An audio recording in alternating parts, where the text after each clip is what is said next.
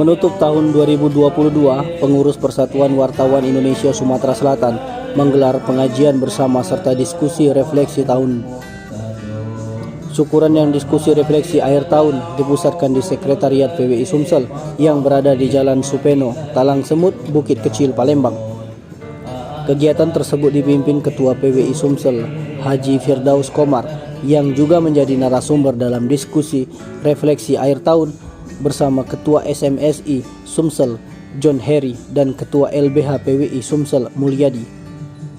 Firko mengatakan ini menjadi momen bagi seluruh pengurus PWI Sumsel untuk mengevaluasi kinerja yang sudah memasuki tahun keempat. Dia berharap di tahun depan akan lebih baik hingga akhir kepengurusan nanti.